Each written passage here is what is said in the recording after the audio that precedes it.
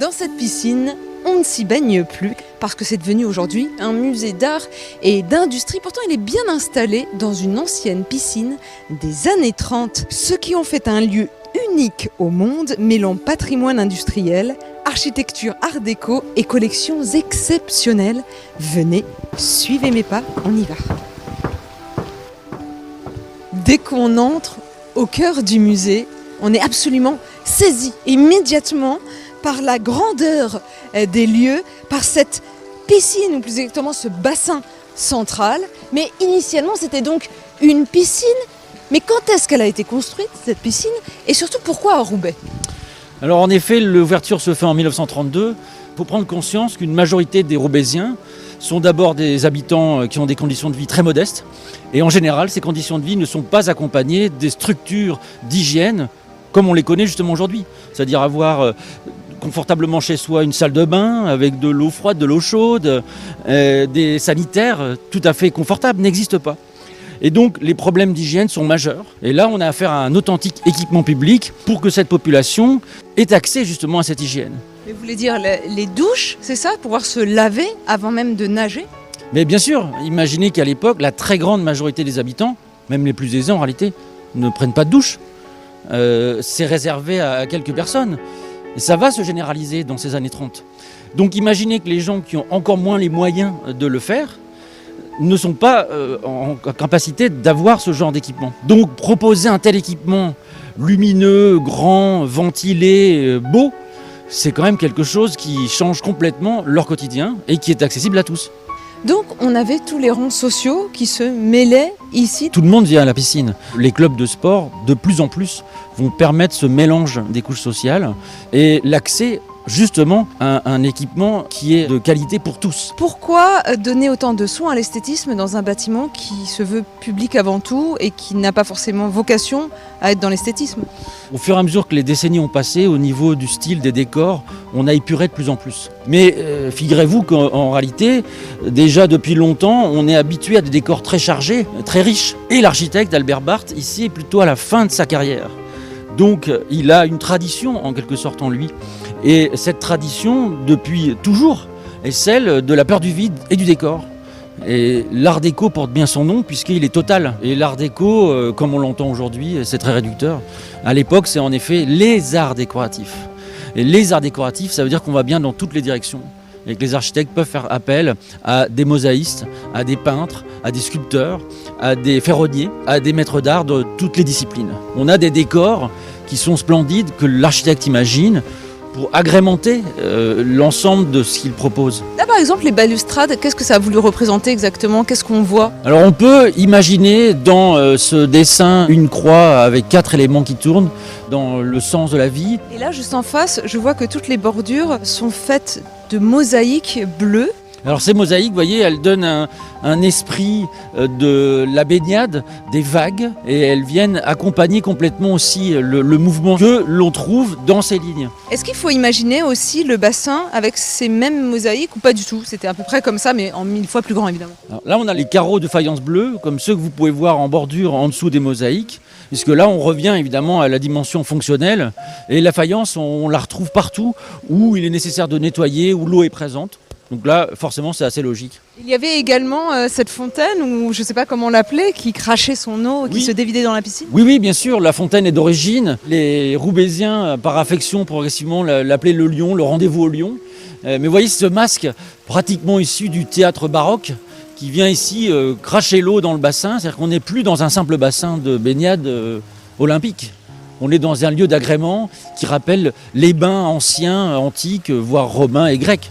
Ce qui est fou, c'est d'imaginer que toute cette structure est en fait faite de béton armé qui est complètement dissimulé dans toute cette décoration. L'ouverture d'un grand espace comme celui-ci, cette immense voûte, se fait grâce à l'usage du béton armé, qui est moderne. Il s'est imposé depuis les années 1900-1905. Et là, très clairement, Albert Barth l'utilise à grande échelle. Ce qui lui permet ensuite de peaufiner les détails, mais qui sont tous en béton. Les balustrades, les garde-corps ici, c'est du béton armé, comme on en fait partout dans les jardins, dans les parcs à l'époque. Donc il en fait un moulage différent, plus soigné. Mais vous voyez bien que l'immensité de l'espace peut s'organiser grâce à cette solidité. Le béton armé, c'est nouveau.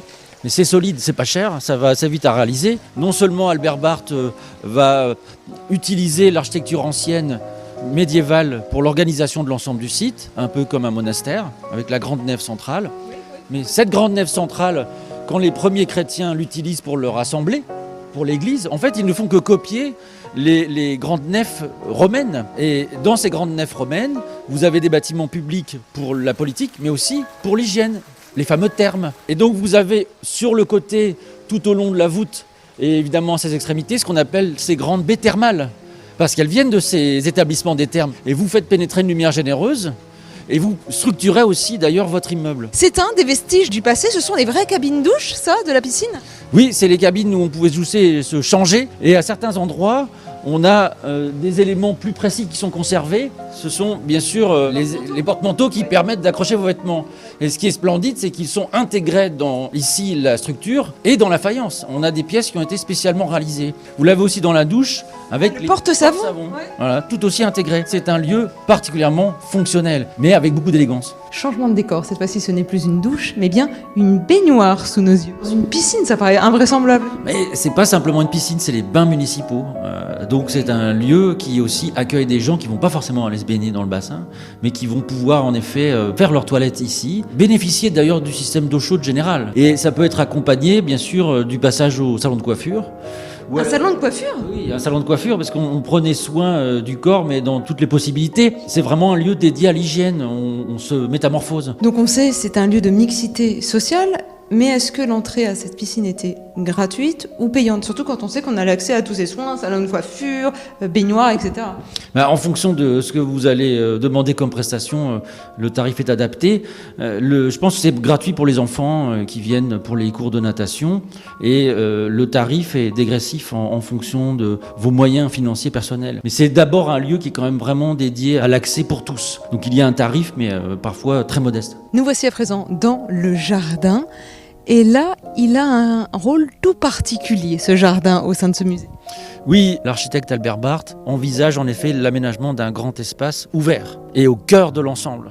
Alors on a une influence de l'architecture monastique, comme le cloître autour duquel rayonnent tous les éléments. On a déjà la voûte romane, on a le cloître maintenant, ça n'arrête pas. Le bassin, c'est la grande nef, et ici vous avez un espace d'agrément qui encore une fois est un confort supplémentaire, un solarium aussi, puisque imaginez toujours que le quotidien de beaucoup de ces habitants, de ces salariés, de ces ouvriers, c'est des heures par jour. Dans une usine par exemple, pas de jardin. Et donc peu de lien avec une nature qui, comme on l'entend, comme on le voit ici à l'instant présent, est agréable et confortable. Oh, et là, c'est curieux ces encadrements de fenêtres, cette corniche également. Oui, alors vous retrouvez les éléments en béton armé qui viennent structurer le mur et les zones où la pression est plus forte. Ensuite, un très beau travail de la brique. Vous voyez ces briques en quart de rond ici, très délicates. Et ensuite, vous avez ce très beau couronnement où là, on multiplie les effets géométriques, toujours avec les briques. Et enfin, cette corniche, toujours en béton, avec cette impression, une fois de plus, de retrouver un mouvement de l'eau, un mouvement de la vague. Les vagues, exactement, ondulées. C'est un espace de sérénité, de détente également, l'extérieur comme l'intérieur. Mens sana in corpore sano, l'esprit sain dans un corps sain. On peut penser que l'ensemble du site renvoie à cette maxime. Là, je me faufile en passant à travers l'une des anciennes cabines. Aujourd'hui, la piscine n'est plus une piscine, le bâtiment a fermé en 1985. Mais comment c'est devenu ce musée que j'observe aujourd'hui ? Eh bien, effectivement, en 1985, le bâtiment menaçait de s'effondrer. Les collections étaient par ailleurs à l'abandon dans un autre bâtiment, à Lancette, de l'autre côté de la rue. Et c'est mon prédécesseur, Bruno Godichon, qui était conservateur du musée, qui a visité le bâtiment, qui a eu vraiment une espèce de révélation en voyant le lieu et qui s'est dit que c'était le bon écrin pour accueillir les collections. Mais initialement, c'était une piscine qui prenait toute la surface, là, au rez-de-chaussée, ou c'était une piscine comme ça en longueur ? Non, c'était un bassin olympique quasiment.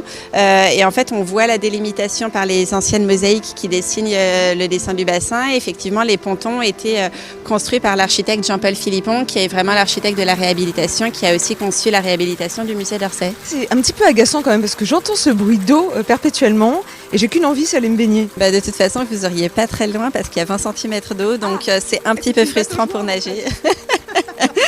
Mais d'ailleurs, c'est de l'eau quand même, et en assez grande quantité finalement au sein d'un musée, c'est pas dangereux pour les œufs, ça va pas altérer les peintures, par exemple ? Alors ça, c'est la première question qu'on se pose. Mais en fait, non, c'est une question qui a vraiment été prise en compte dans la rénovation. Et le fait qu'il y ait une lame d'eau assez peu profonde, ça nous permet de garder une bonne hygrométrie pour les œuvres. Et de toute façon, on a un pilotage très précis de l'hygrométrie qu'on contrôle en permanence, justement pour éviter des dangers sur les peintures et puis surtout sur les plâtres qui sont à proximité directe du bassin. Là, face à moi, on ne peut pas passer à côté. Ce portique, que représente-t-il ? Alors c'est un portique d'Alexandre Sandier qui avait travaillé à la manufacture de Sèvres. Et ce qui est intéressant avec ce portique, c'est qu'il n'était pas du tout prévu pour être ici, alors qu'on a l'impression qu'il est fait pour ce lieu. C'est ça, comme une porte d'entrée. En fait, c'était la porte d'entrée au pavillon français pour l'exposition universelle de Gand en 1913.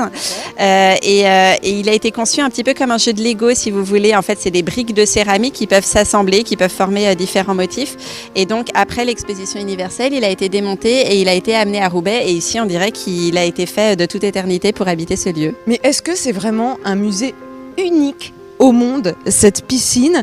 Est-ce qu'il y a d'autres musées dans le monde qui ont comme ça un grand bassin central ? À ma connaissance, non. À ma connaissance, c'est vraiment unique au monde. Et puis, ce qui rend ce lieu unique au monde aussi, c'est la qualité de l'architecture art déco. On a été classé encore récemment parmi les 10 plus beaux bâtiments art déco au monde. Et moi, ce que j'adore ici, c'est le son de l'eau qui coule grâce à cette fontaine là tout au fond. Il y a quelque chose d'assez apaisant et on a aussi une reconstitution des sons de la piscine avec des cris d'enfants qui se déclenchent plusieurs fois par heure pour une touche de nostalgie et rappeler aussi la vocation première du lieu. On a des centaines, des milliers d'œuvres autour de nous. Il y en a combien exactement ?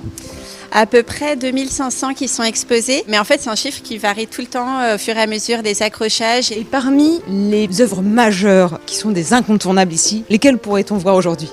Alors je pense que notre Joconde, c'est la petite châtelaine de Camille Claudel, qui est vraiment le chef-d'œuvre des collections. Initialement, c'est un portrait d'une petite fille, Marguerite Boyer. Elle a tiré ce portrait du côté de l'allégorie pour en faire une figure désincarnée, et c'est vraiment ce qu'on voit là avec ce regard écarquillé, presque illuminé. Et c'est aussi un chef-d'œuvre technique, puisque là, on est sur du marbre, un marbre qui, au niveau de la chevelure, est très travaillé, très évidé, ce qui est vraiment une prouesse, parce qu'en fait, le moindre coup de marteau, un petit peu de biais, risque de casser la totalité de la sculpture. Et de surcroît, c'est un marbre évidé, ce qui lui donne cette sensibilité à la lumière très particulière. Là, une autre version de la châtelaine, mais cette fois-ci, on est sur un support plâtre. Oui, donc un support plutôt de travail, intermédiaire, souvent avant le bronze ou le marbre. Et là, on est plutôt sur le stade du portrait, c'est-à-dire qu'on a la version dite à la tresse, donc on voit qu'elle n'a pas du tout la même coiffure. Et là, pour le coup, on reconnaît vraiment la petite Marguerite qui a posé pour Camille Claudel. Si on s'intéresse à la peinture cette fois, il est une star locale. Coge. Rémi Coge, c'est un peintre de la fin du 19e siècle et il s'est beaucoup attaché aux traditions locales flamandes et notamment le combat de coq, puisque les galodromes, c'était vraiment une spécialité du nord de la France. Et ce qui est assez amusant avec ce tableau, dans lequel il nous place vraiment comme si on faisait partie du spectacle. On est vraiment parmi ces messieurs à chapeau pour regarder les deux coqs qui s'affrontent. Et ce qui est assez amusant, c'est que c'est autant une représentation du combat de coq en lui-même que surtout une représentation de la société roubaisienne de l'époque. Et on sait reconnaître quasiment la totalité de ces messieurs qui sont très très animés. On sent la ferveur des paris. Et on sait quasiment tous les identifier. En fait, c'est des clins d'œil à sa famille, à ses copains. On voit par exemple ici ce monsieur haut de forme, c'est Alphonse Vessier qui était un coqueleux, comme on dit, donc un éleveur de coqs. Et il a fait partie de toutes les associations de l'époque pour l'élevage des gallinacés et puis vraiment pour fixer aussi les règles du combat de coq. Donc c'était une personnalité assez importante en fait de cette tradition-là. Et face à moi, un autre très grand chef-d'œuvre, celui de Rodin, un meuble, une armoire, c'est ça ? Oui, c'est ça. On connaît moins Rodin pour ses incursions dans le mobilier puisqu'il est surtout connu pour la sculpture. Mais en fait, il a aussi travaillé du mobilier. Rodin a réalisé les parties sculptées, notamment ces deux cariatides de part et d'autre de la vitrine où on reconnaît sa patte. Juste à côté, un atelier incroyable, celui non pas de Rodin, mais de... Henri Bouchard. L'atelier lui-même, il a été reconstitué, qui respecte vraiment les dimensions, l'orientation de l'atelier jusqu'à l'éclairage par le toit. Et on retrouve vraiment toute sa façon de travailler. Donc il y a ses outils, il y a les œuvres finies qui peuvent être du marbre, du bronze, mais évidemment toutes les étapes intermédiaires, les plâtres. Et pour nous, c'est vraiment une façon de documenter non seulement le travail d'Henri Bouchard, mais aussi la technique avec laquelle les sculpteurs mettent en œuvre leur art. Et au sein du musée, on a toutes sortes d'objets insolites, comme ces 2 maillots de bain. Oui, complètement. On a un certain nombre d'objets qui restent encore de la piscine historique. Donc le maillot de bain original à gauche. Mais attendez, c'est qui portait ce maillot? Il avait des proportions impressionnantes, non? C'était... Enfin, c'est pas possible. Qui porte ça? En fait, c'était un surmaillot. En général, on avait un maillot tricoté. C'était à l'époque des maillots en laine. Sauf que la laine, ça prend l'eau, ça tombe. Et donc, on portait un surmaillot pour tenir le maillot. C'est pour ça qu'il est plus large. Et ce qui est assez rigolo, c'est qu'ils étaient loués par les bains municipaux. Donc on payait son entrée dans lequel la location d'un caleçon de bain était comprise avec une buanderie qui était installée dans les sous-sols du musée. Puis on a aussi une perche qui a laissé quelques mauvais souvenirs à nos anciens nageurs pour les méthodes d'apprentissage des maîtres nageurs. Ça tapait sur les doigts, là, sur les bords si on s'y accroche. Et puis des flotteurs aussi de différentes époques. Mais qu'est-ce que c'est que ces gros silos à grains? C'était le système de filtration des eaux de la piscine. Est-ce qu'on a des histoires insolites que ces murs conservent? Ah oui, alors évidemment, le plus fort, c'est tous ces anonymes qui ont appris à nager ici. On a des photos d'archives dans lesquelles parfois certains Roubaisiens se reconnaissent. C'était le cas d'un auteur de polar de la région et qui est aujourd'hui sur une photographie qu'on montre dans le parcours permanent du musée. Roubaix était surnommée la ville aux 1000 cheminées en référence à ces très nombreuses usines industrielles. Et là, je découvre des livres avec plein d'échantillons de tissus. C'est pas innocent. Non. Au contraire, nous avons une grande collection de tissus conservés ici à la Tissuthèque avec des dizaines de milliers d'échantillons textiles que vous pouvez voir ici avec des couleurs assez extraordinaires. Alors vous avez des soies, mais vous pouvez également avoir des cotonnades, des moirés, des velours. Les plus anciens remontent à l'époque copte. À chaque époque, son style. Et là, face à moi, on a l'illustration de l'époque de la construction de la piscine, non? Oui, tout à fait, puisque la piscine a été construite en 1932. Et ici, vous avez un livre d'échantillons de rubans typique de l'époque des années 30, puisque vous avez des rayures, vous avez des pois, vous avez des couleurs assez éclatantes qui sont ici représentées dans cet album. Nous avons aussi des vêtements qui sont exposés, des vêtements de grands créateurs, comme ici. Oui, effectivement, nous avons une pièce de Jean-Charles de Castelbaljac, puisque nous avons organisé une exposition sur Agnès B et le street art. Et voilà, nous avons voulu montrer comme ça des vêtements bavards dans les vitrines mode du musée. Là, je comprends pas, c'est quoi un vêtement bavard? Vous voyez, il y a beaucoup de personnages, il y a beaucoup d'écriture aussi sur ce vêtement.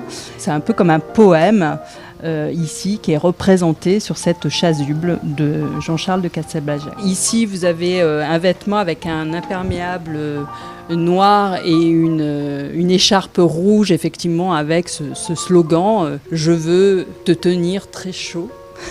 Voilà, écrit en grosses lettres. Et derrière, vous avez un imperméable aussi avec une BD qui est figurée. Et on retrouve vraiment les couleurs de Castelbaljac qui sont les couleurs primaires.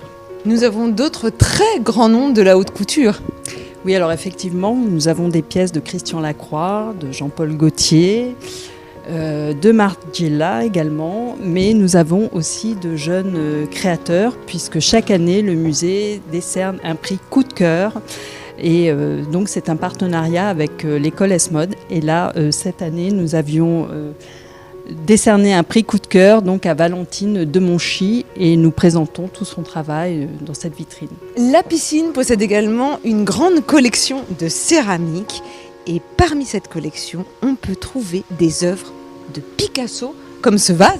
Alors effectivement, nous avons une très belle collection de céramique de Picasso. Nous avons une 50aine de pièces, puisque le musée La Piscine a été l'un des premiers musées à organiser une exposition autour de Picasso et les arts décoratifs. Et là, juste sous nos yeux, une œuvre de Dufy. Effectivement, alors Raoul Dufy est surtout connu comme peintre, tout comme Picasso ou Chagall, mais il a également réalisé plusieurs céramiques, notamment cette jardinière dans laquelle vous pouvez mettre des plantes, des cactus, selon le gré de votre fantaisie. Voilà pourquoi ça s'appelle jardin d'appartement. Autre petit bijou ici, une œuvre de Marc Chagall, et d'habitude, là encore, on ne l'attend pas ici dans un vase qui représente une crucifixion.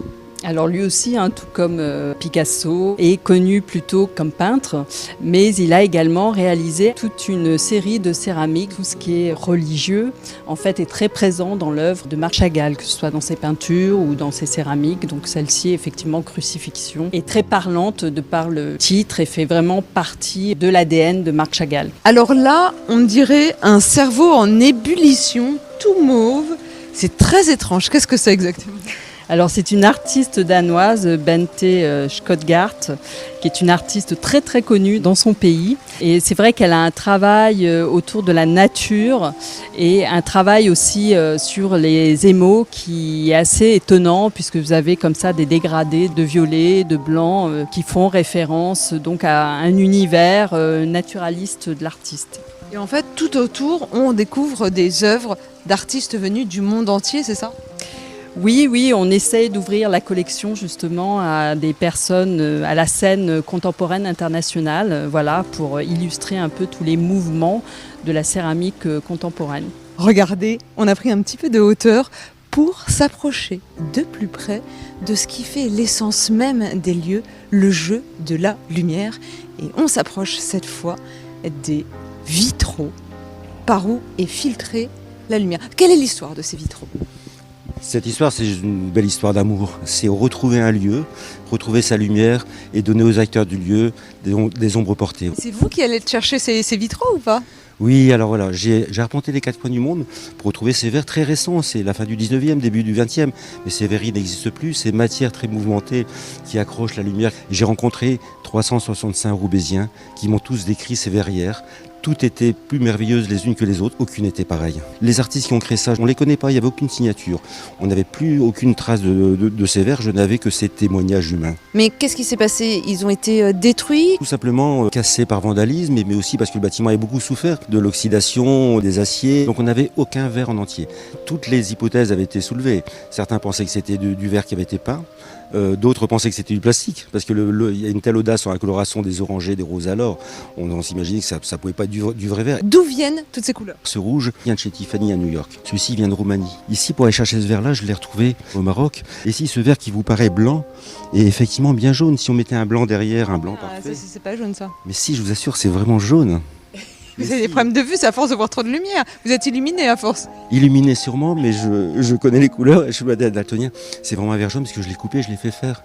C'est le seul verre qui est resté dans les verres. Pourquoi ça crée l'illusion du blanc ici ?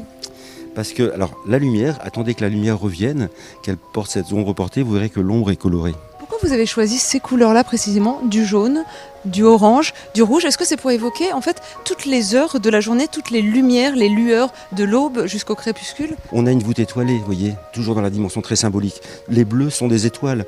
Au centre, c'est la ceinture Van Allen, celle qui protège la Terre, cette ceinture rouge. Puis après, en élévation, les couleurs les plus chaudes sont les couleurs les plus froides du dessus. Et vous voyez, en alternance, on monte très légèrement vers le haut.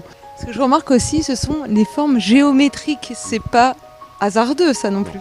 Plus pur style Art déco, 1932, le bâtiment est très respectueux des normes architecturales et des arts décoratifs. Est-ce qu'il y a un lien entre ces deux vitraux qui se font face ? Ces deux demi-roses n'en font qu'une, vous voyez, ces deux demi, il y a le levant et le couchant.